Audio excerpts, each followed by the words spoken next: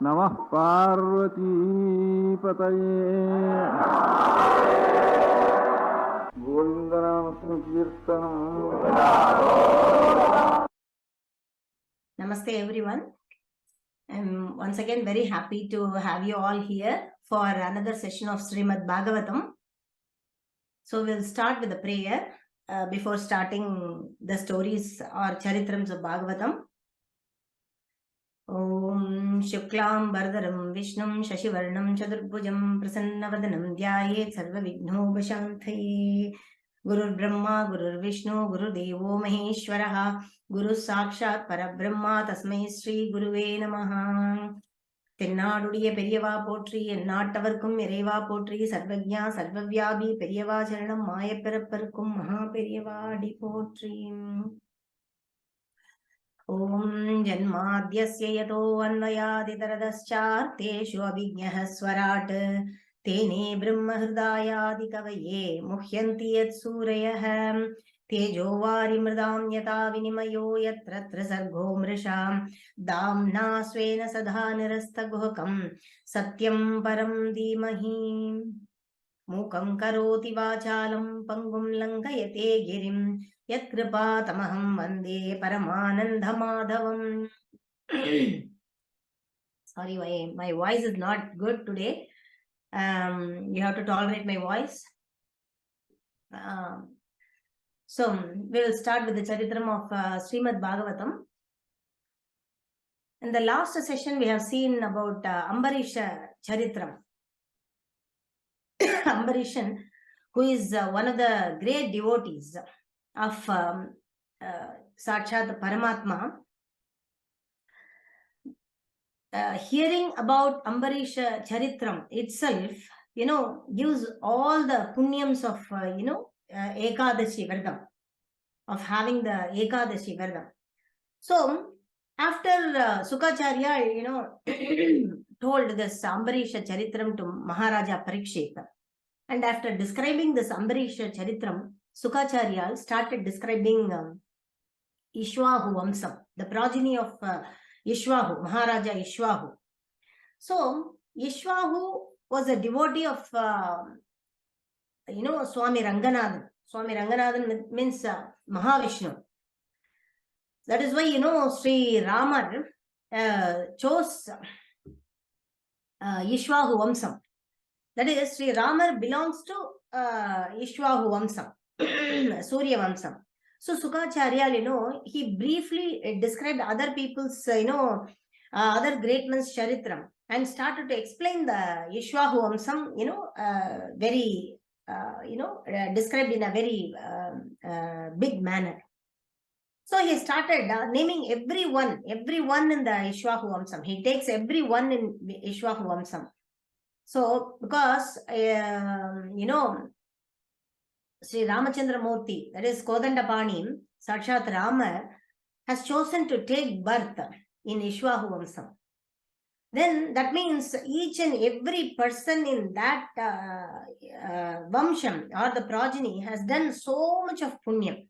That is why he explained everyone's story, everyone's, charitram in Ikshvaku Vamsam in detail. Valmiki said, all the parents, expect to have good kids always. But here, this Bhagavan himself, Bhagavan Ranganathan himself, he bothered to choose a good parent. So, Swami Ranganathan means Sakshat Mahavishnu chose this kulam.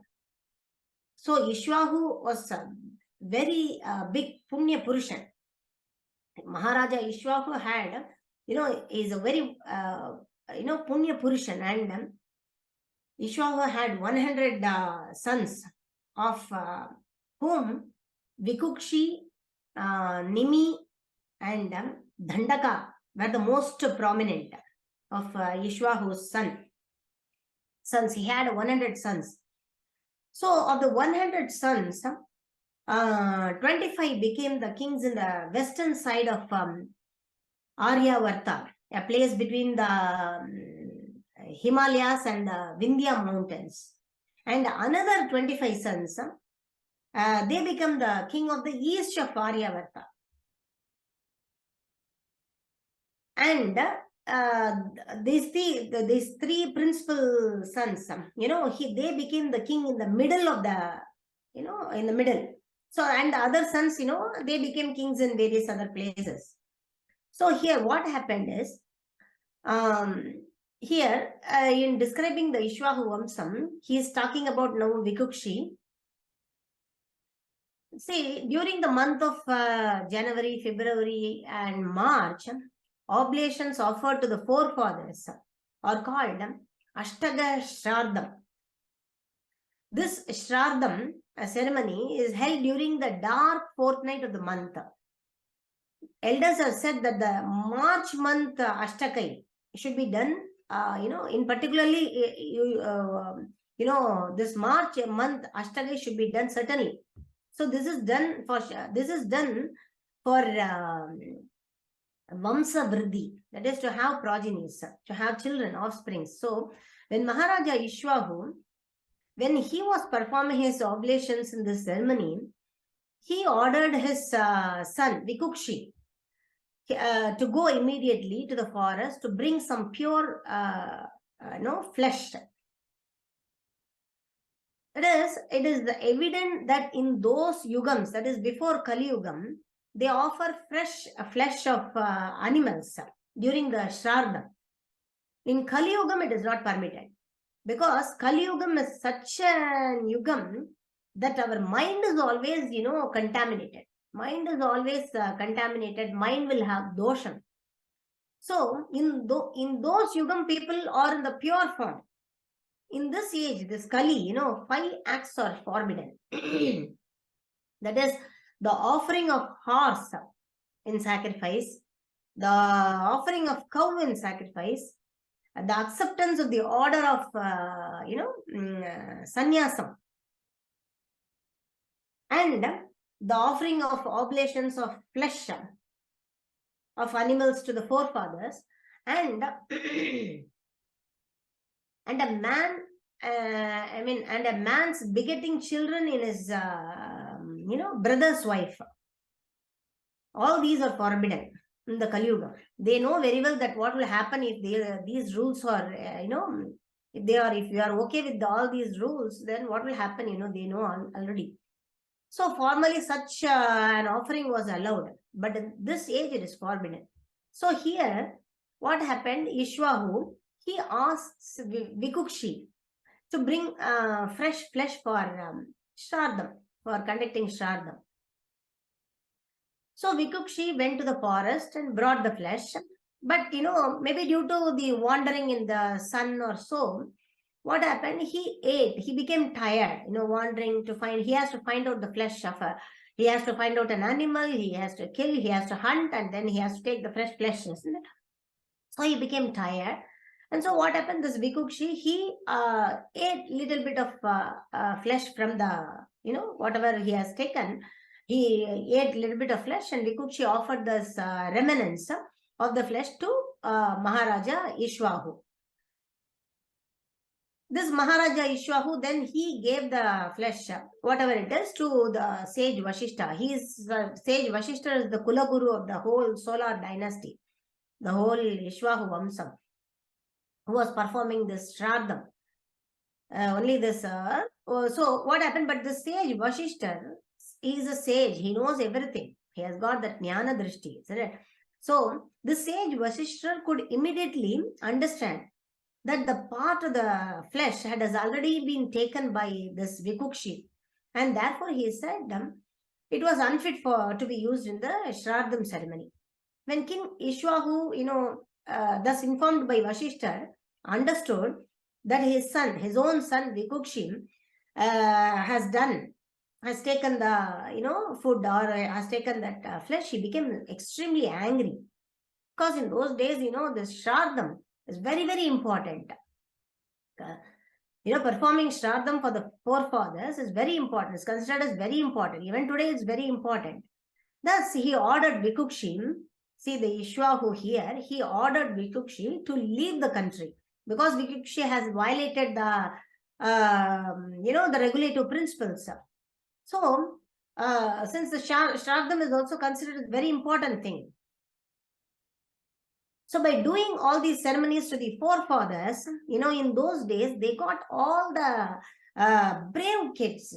Because of performing of this ceremonies only, they got all the brave kids. They are not coward. Now the kids are becoming coward. But in those days, they were all brave kids and they also lived happily and contented. But in these days, you can't find the kids like that. So here, King Ikshvaku, he asked the, great sage, Vasishta now, to do Upadesam for him. After conducting all these things, and Vikukshi was, Vikukshi left the country. But here,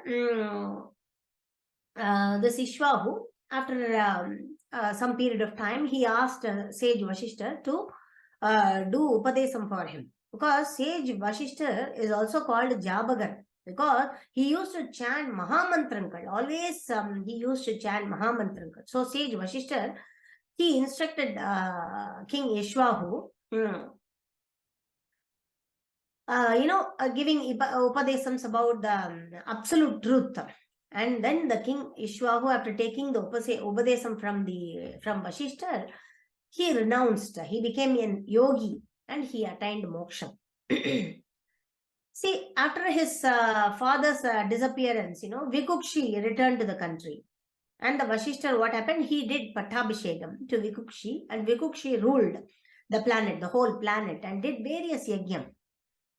He's a good person and he did various yagyam and yagam, and he was ruling the kingdom. And after Vikukshi, his son Puragnayan ruled the kingdom. Vikukshi went to the forest, after making Puranjayan the king, as the king. And Puranjayan also, he also is known as, Puranjayan is also known as Indravahan, and sometimes called Kakustan, because Puranjayan, was a great warrior. He was a great warrior. And once there was a battle between the Devas and Asuras. And Asuras started, defeating Devas. And Indran asked the Puranjayan for help, to help Devas to defeat the Asuras. Puranjayan accepted, but on one condition, that the Indran, should become a carrier for him. At first, this Indran rejected, but later on, he can't do without the help of Puranjayan. He can't defeat the Asuras without the help of Puranjayan. So he accepted that. And so he became a bull carrier. He became a bull carrier for Puranjayan. And Puranjayan got on the hump of the bull and fought and, and brought victory for Devas. So he was called Kakustan, or, and Indravahan. He was called as Kakustan and Indravahan. See, here what happened? Now Vikukshi is ruling. Puranjayan is ruling the kingdom. See, here Sukacharya, he never left any name of Ikshvaku Vamsam. He did not want to leave any name in Ikshvaku Vamsam, because as Swami Ranganathan, Bhagavan Ranganathan is going to take birth in that, Vamsam, or the progeny. So, Ikshvaku's son is Vikukshi, and Vikukshi's son is, Vikukshi's son is Anenas. Anenas means sinless. Enas means sin. Anenas means sinless kid. So Vikukshi went to the forest now, leaving the kingdom to Anenas. That is Puranjayan. Puranjayan left and he left the kingdom to Anenas, and Anenas ruled the kingdom and left his kingdom to Prithu. Prithu ruled. Now, Prithu ruled the kingdom and left the, leaving the kingdom afterwards to his son Vishwagandhi. And Vishwagandhi ruled for many, many years and left his kingdom to his son Chandran. And now Chandran ruled the kingdom and gave the kingdom to his son Yuvanashva. There are two Yuvanashvans in this dynasty. The Yuvanashvan ruled for many years and gave the kingdom to Shravasvan. And Shravasvan Here the Shravasvan, in the case of Shravasvan constructed a township called Shravasti Puri. The son of Shravasvan is Brihadashwan. See, all these kings, the great kings, they leave the country after, ruling the kingdom for some period of time. They wanted to give the kingdom to their son, and then they leave the kingdom and they take the Vanaprastham. So the son of now Brihadashwan is Kuvalayaswan. In this way, the dynasty increased, to satisfy the sage. Here, what happened is in the Kuvalayaswan period, what happened is, to satisfy the sage Uttangar, King Kuvalayaswan, Maharaja Kuvalayaswan, killed a demon called Dundu. He did this with the assistance of his 21,000 sons. For this reason, Kuvalayaswan is celebrated as Dundumaran. Dundumaran means the killer of Dundu. All but 3 of his sons, the 3 of his sons were burnt to ashes by the fire emanating from that Dundu's mouth. So the remaining sons of Kuvalayaswan was Dradhashwan, Kapilashwan, and Bhadrashwan. From Dradhashwan only came a son called Haryashwan, whose son is celebrated as Nikumban. The son of Nikumban was Bahulashwan. The son of Bahulashwan was Krishashwan. The son of Krishashwan was Thenajita. And the son of Thenajita was Yuvanashwan. Yuvanashwan had no sons. See, till now, the dynasty, the Vamsham of Ikshvaku. So Sukacharya has told the Vamsham of Ikshvaku. And now, coming to Yuvanashwan, the second Yuvanashwan, he had no sons. And thus he retired from the family because he was worried, but he has got no sons. Till such period, till, this time, they have got sons and the progenies and they are all ruling the kingdom. But now this Yuvanashwan had no sons and he became old and now he has to retire from the kingdom and he went to the forest with he got 100 wives but no children. See, although Yuvanashwan went to the forest with all his 100 wives, all of them were very morose. Means they're all very sad because they don't have any son to rule the kingdom. But the kingdom, the kingdom should have a king.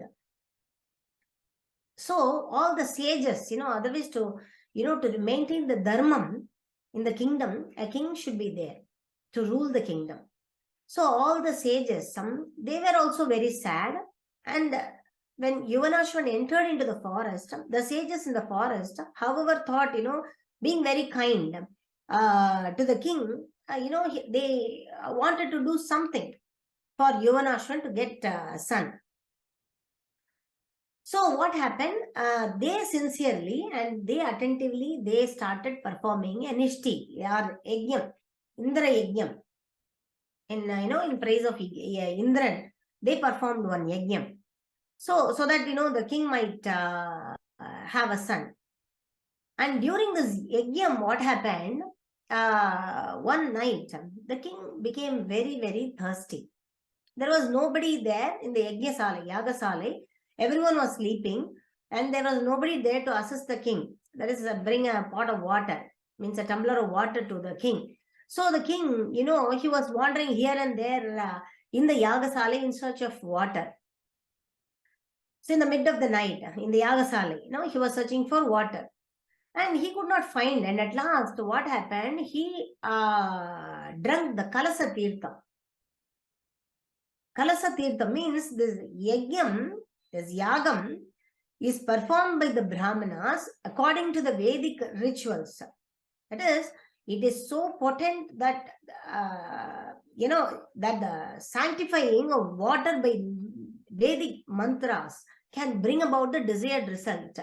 Here, in this instance, the Brahmana sanctified the water so that the king so that the king's wife might drink it in the yajna. But what happened?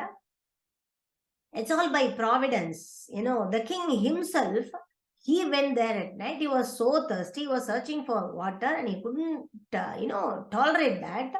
And being very thirsty, he drank the water. That is the Kalasa Tirtham. When the Brahmanas got up from the bed, and all the sages got up from the bed and, saw the water pot empty, they inquired, who has done this? See, the work of drinking the water meant for begetting a child. So they were all searching, that they were all inquiring who drank the pot of water which is meant for that. But after inquiring, they came to understand that the king himself has drunk, the king himself had drunk the water. So they couldn't do anything because it is all done by supreme controller.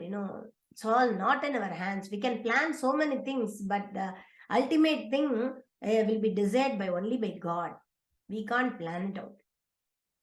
So what happened?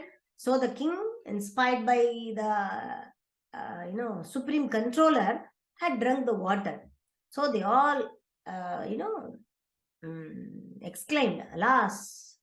See, the power of providence is the real power. So no one can, counteract the power of the Supreme. Ishvara Prahitena means now what happened? After drinking the water, that is this Kalasa Tirtham, this Maharaja Yuvanashva, he became fully pregnant.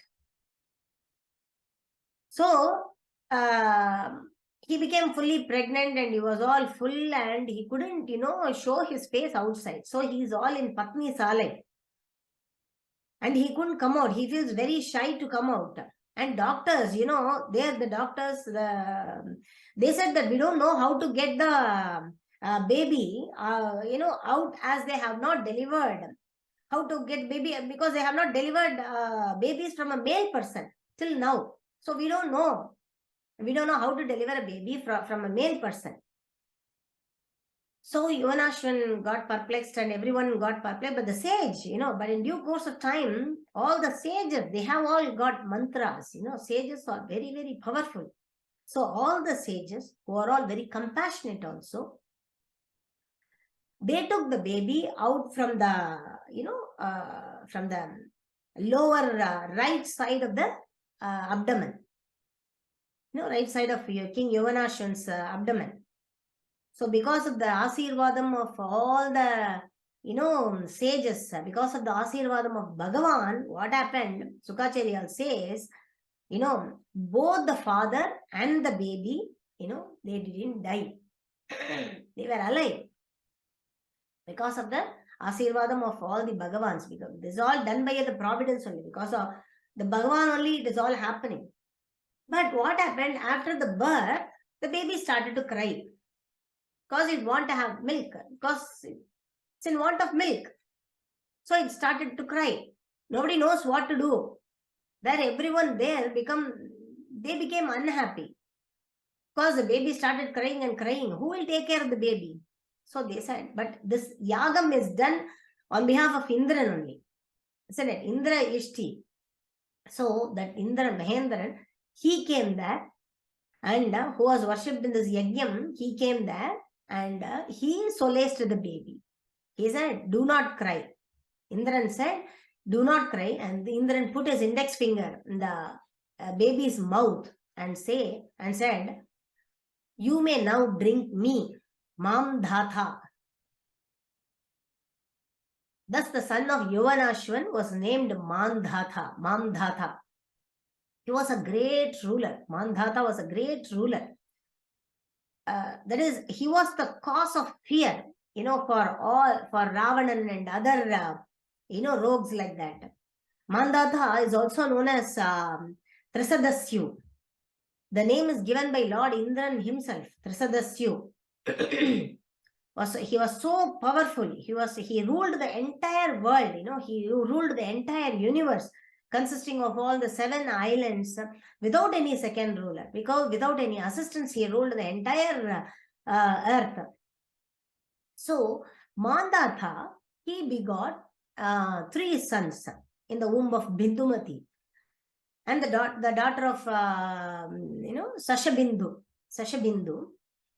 So he got 3 sons. The 3 sons were Purukutsan, Ambarishan, and Muchukundan.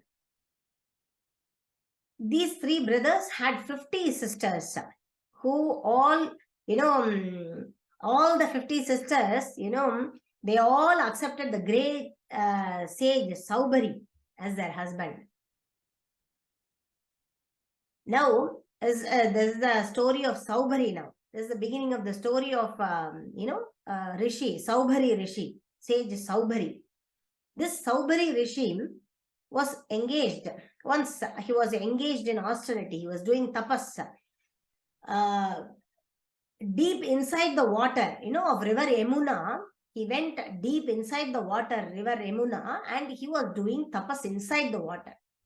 And he did this austerities for more than 16,000 years.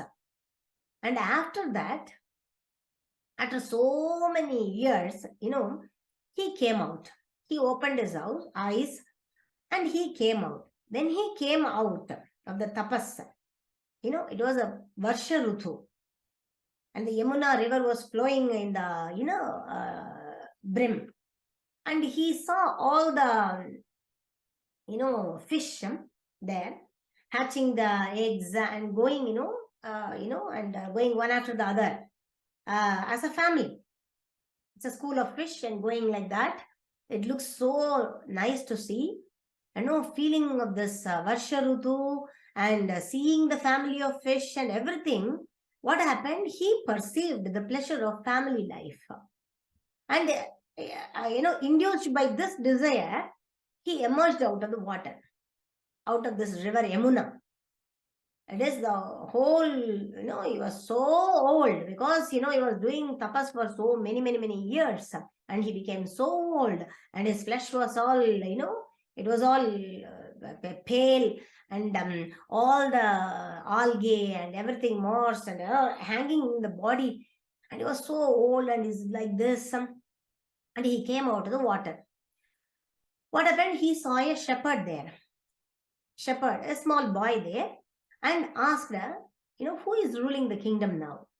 The shepherd boy, he said that they all know the king. So they said, it's Mandhata. So this Rishi, this Saubhari Rishi, he asked whether he have daughters. He replied, the shepherd boy, no, he has got 50 daughters. Now Saubhari was happy because, okay, I can marry, okay, I can marry one of his daughter, and where I can start a family life with the daughter of Mandhata. So he went to the kingdom, and he went to Mandhata's place, and he went there. And King Mandhata, this Maharaja Mandhata, he received with great respect because, he was a great sage. Looking him itself, because of the tapas, the glow, because of he is a sage, he is a very big yogi. So he gave respect and he got him seated and asked, is there anything, I can do? Is there anything I can do to satisfy you? Sage Saubhari said, okay, I came here, I'm very pleased, that you are doing so much of, you give me so much of respect to me. And he said that you don't have to worry about your daughter, one of your daughter. Mandhata thought that, okay, he brought something, some, bride or something, some varan for my daughter. Okay, it's good. But what this Rishi told us, you don't have to worry about the marriage of one of your daughter. I will marry. Now King Mandhata's face, he got frowned. Oh, what happened? But he couldn't say anything to this Rishi also. He's a great Rishi. So he thought, what a great distress. Huh? but he doesn't like to disrespect also.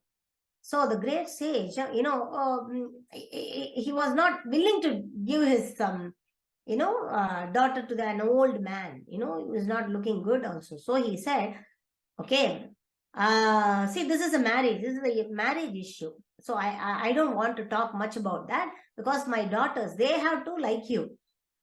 You can go to the Andapuram, where all my daughters are there, and you can choose one, and it's also my daughter. I know it's also like that my daughter has to choose you.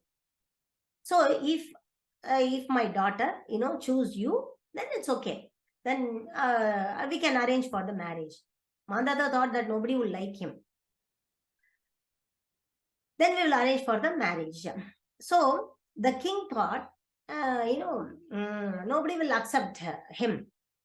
And the sage himself,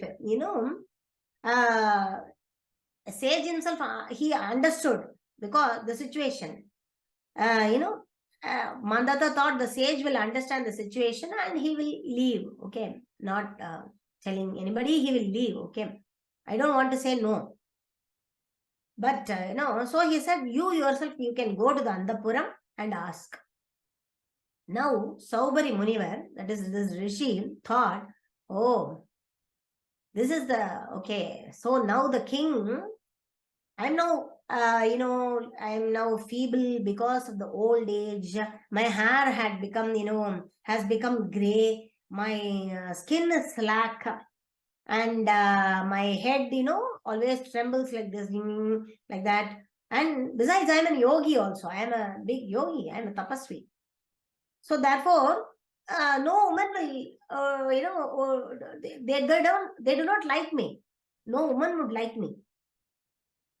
Since the king has rejected me, I shall, what happened? I shall reform my body in such a way that, has to be desirable even to the celestial woman. Deva Kannigai. What to speak of the daughters of these worldly kings? Okay, I will go there. Thereafter, what happened? The Saubari Muni became quite a young and beautiful person and went to the Antapuram, where all this 50 princes, 50 daughters of Mandhata were dressing. They were all putting their, putting their bindi in their forehead, seeing the mirrors. All the 50 mirrors were there. See, they are all seeing the mirrors and putting their bindi. When Saubari Muni entered the Antapuram as a very beautiful young person, and all the princes, seeing him through the mirror, got attracted by, Saubari Munivar and gave up all this sisterly relationship. They were all very quiet, they are all having a relationship. They are all sisters, but they gave up their sisterly relationship and started quarrel and quarreled among themselves. Each one of them contending that this man is just as suitable for me and not for you. So in this way, what happened? There ensued a great disagreement. Saubari Munivar, he came down running to Mandhata. Mandhata was happy. Okay, he came down as an old man only. And Mandhata thought, okay, all the daughters, they don't like him. And the Saubari Muni, he got angry. Now, I have to say that, seeing Saubari Muni, he said that, what to do? It's all our daughter's choice. It's marriage, I can't force them to marry you. It's all, no. What is this? I went there and all the 50 princes, all of your daughters, all the 50 daughters of yours, they want to marry me. Mandhata was, confused. How could this happen? Are they all gone mad? And he got irritated also. He said, okay, if they want to marry you, okay, marry and get out of my face. And thus, the Saubari Muni, he got married to all the 50 daughters of Mandhata. And he went out. But after this marriage, after some years, this Mandhata's wife, she wanted to see all her daughters. So she insisted Mandhata to, take her to the place where, this Saubari Munivar lives. And he was searching, he's a sage, and he was searching, okay, we will go and see what happens there.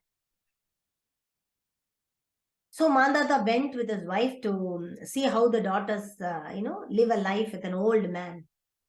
There he saw the Saubhari Rajyam with all the 50 beautiful mansions with the, with all the opulent wealth. And Mandhata entered the first house. He entered the first house. He saw such an opulent home with all the garments, ornaments, and full of properly, beautifully dressed maid servants and male servants also, and variety of parks with all clear water and gardens and everything. Mandhata's first daughter, she came out as a queen. She was very happy to see her father and mother. And she said, I'm very happy to live with my husband, and I am happy to have a husband like Saubhari Munivar. I am filled with joy, and I have 100 children. Having said, she, along with all the children, she prostrated before, Mandhata and his wife. And he went to other 49 daughters' houses. And all the daughters living very, very happily, Saubhari Munivar's, Muni's home was, amply provided with all the valuable, beds, seats, ornaments, and, varieties of sandalwood paste and creams and everything. See, thus surrounded by all the opulent, paraphernalia. The Munivar, he engaged in family affairs with his numerous wives. Mandhata, the king of the entire world, he just stepped on the Indranila stone of, Saubhari Munivar's place, and consisting of all the, he was, this Mandhata was a ruler, of all the 7 islands. He was struck with wonder when he saw the household opulence and, of this Saubhari Rishi, and thus he gave up his false prestige, in his position as emperor of the world. So this Saubhari Munivar, he called Mandhata. He said, what's the matter now? Have you seen all your girls? Are you satisfied the way your daughter, are leading their life? Saubhari said, yeah, this Mandhata said, oh, I am very, very happy and very respectful to you. But Saubhari Munivar said, see, in the beginning, I was alone and I was engaged in, performing the austerities of yoga. But later, because of this association of fish, I desired to marry. Then I became a husband of 50 wives, and in each of them I begot 100 sons, and thus my family increased to 5,000 members. From a single person to 5,000 members, it has increased. By the influence of the modes of this material nature, what happened? I became fallen and thought that I would be happy in material life. Thus, there is no end. There is no end of my material desires for enjoyment in this life and the next. So, to renounce the material association, what happened? He accepted the Vanaprastham order and went to the forest. And all the, his devoted wives, all the 100 wives, they all followed him, followed the Saubhari. There is a story of Yagyavalkya. This Yagyavalkya, he had 2 wives, Maitreyi and Katyayani. When he renounced this material association and, continue his spiritual journey, he made 2 sacks of all his wealth, and 2 sacks of all his property and wealth to be divided to his 2 wives. So he put the 2 sacks in front of the 2 wives. He asked the 2 wives to take whatever sack they want. Immediately his wife, Maitreyi, he said that for whatever purpose you are going to the forest, I will also accompany you for the same purpose. You can ask Katyayani to take all the two sacks. Katyayani also liked to take the wealth, but Maitreyi, she followed her husband in the spiritual path. See, this is how Saubari's, Rishi, Saubari Munivar's wives also followed. Saubari Munivar, in a spiritual, he took the spiritual path and all the wives also followed. Thus, Sukacharyal here, he told, O Maharaja Parikshit, by observing their husbands, progressing in spiritual existence, Saubari Munivar's wives, were also able to enter the spiritual world, by his spiritual power. Just as the flames of the fire, cease when the fire is extinguished. This is the Saubari Munivar's Charitram. This is Mandhata's Charitram also. Mandhata had, we have seen Mandhata had 3 sons. And we'll be seeing the other Charitrams of Mandhata. That is, he got 3 sons already, as I have already told you, Kurukutsan, Ambarishan and Muchukundan. And we will talk about the progeny of Mandhata in the next session. And we will close this session with Purnamadam. And the next session will follow Mandhata's Charitram. And again, we'll go further. So we'll close the session with Purnamadam. Om Purnamada Purnamidam Purnat Purnamudachyate Purnasya Purnamadaya Purnameva Vasishyate. Om Shanti Shanti Shanti. Thank you so much.